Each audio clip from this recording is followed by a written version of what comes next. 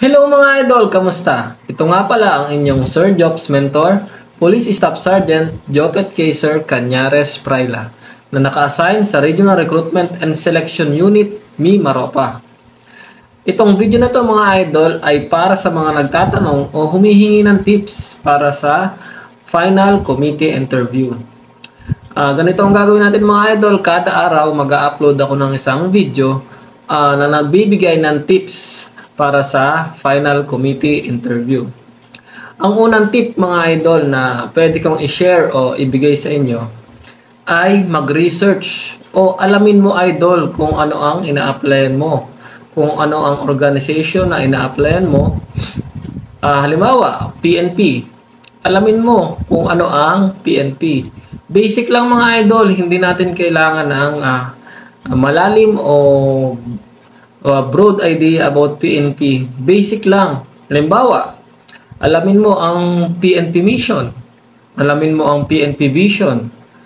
Core values. Diba?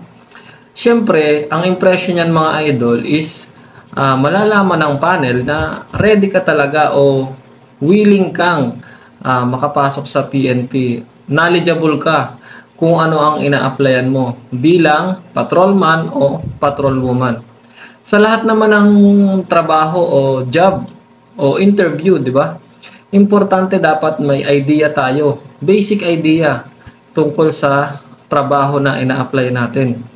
So dapat alam mo idol kung ano ang pinapasok mo, kung ano ang PNP. Dapat may idea ka. Hindi idol na wala kang idea kung anong pinapasok mo o kung ano ang ina-applyan mo. Minsan pinag-uugnay din ng panel kung ano ang may contribute mo sa PNP. Dun sa nalaman mo kung ano ang alam mo sa PNP, iuugnay nila kung ano ang mga past experience mo na pwedeng makatulong sa PNP. Yun lang mga idol. Tip number 1, alamin mo idol kung ano ang trabaho na ina-applyan mo. Para sa mga PNP applicants, alamin mo kung ano ang PNP. Yun lamang mga idol. Abangan nyo ulit yung mga sunod na video para sa mas marami pang tips. Ingat mga idol. Salamat sa panonood at suporta. Good luck at kaya mo yan idol. Believe in yourself, trust God's timing.